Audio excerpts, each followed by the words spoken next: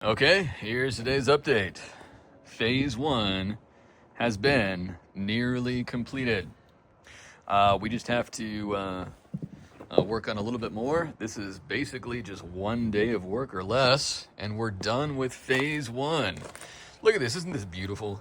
Isn't this gorgeous?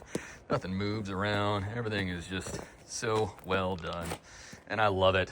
All right, so we're starting to put the final layer of urbanite on top here, and we've already got all of this done. Look at that. So the only thing we got to do is just rake it to make it even. So we want the level of the gravel to be just a tiny bit below the soil line. So like right here is great. That's exactly how it needs to be. That's only like 2 inches below the soil line, and but it's not even, so it needs to be evened out, leveled out, and then we can apply concrete. So we're going to go ahead and start building forms here, and we're going to start this portion, lay it down, and again, we're only putting concrete down half of it, right? So half of it, the portion where the straw bales are going to be laid down on, that's where we're laying the concrete.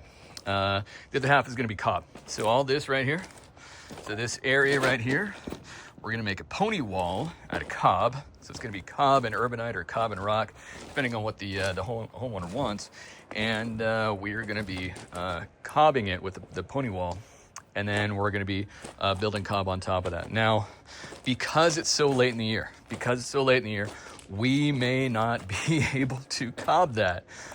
We might be able to get the straw bales up and then start working on the rest of it, trenching it out and building the foundation out for the other 3 walls.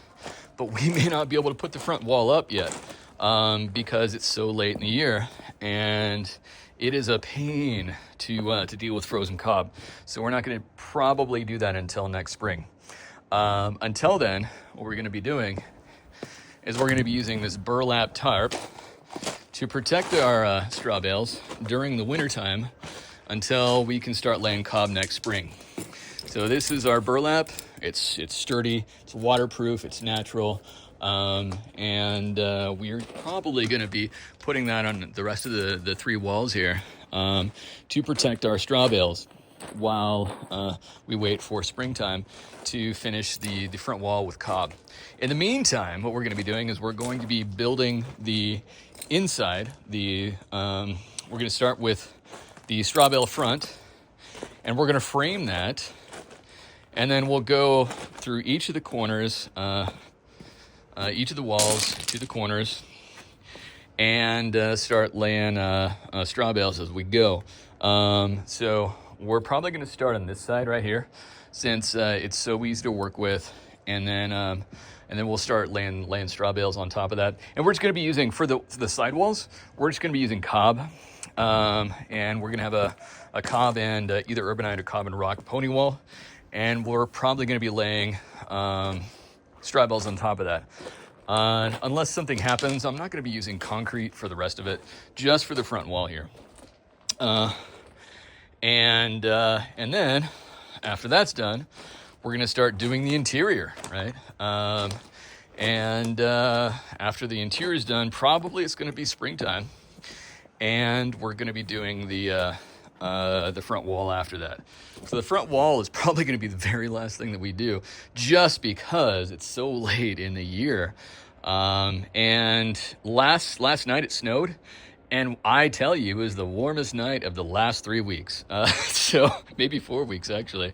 So it was pretty cold the last 4, maybe 5, maybe even 6 weeks.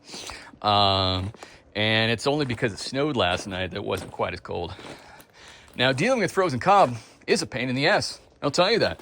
I don't want to do it, so that's why we're waiting until spring to do the rest of it. In the meantime, we're going to do what we can, and we're going to protect the straw bales by putting a cob mortar on the front-facing portion of it. So what you're going to see is basically straw bales covered in what appears to be kind of like a white mud, And what that's going to be is that's going to be painted on cob mortar with a little bit of lime, just one single lime coating, and that's just to protect them from any moisture that gets past the burlap canvas that we have here. So if any water gets past this canvas, we want to make certain that it's our straw bales are not going to rot, that they are not going to soften, because that would reduce the integrity of the structure. And in order to keep that from happening, we're going to protect those straw bales to the further extent possible, within within economical feasibility, of course. I can't spend a shit ton of money while I wait for springtime to come to lay the cob. So I'm going to do this with economic feasibility in mind, but I'm also going to protect those straw bales to the best extent possible. But anyway, so yes, check it out. We've got some megaliths. Look at these megaliths. Look at them. There's megaliths. There's big old freaking pieces of urbanite.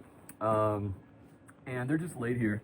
So this is laid on top of another megalith of urbanite. And these things are probably about as heavy as I am. I know it was a bitch to freaking get them over here. But they are ready to go. So that's basically our cornerstone right there.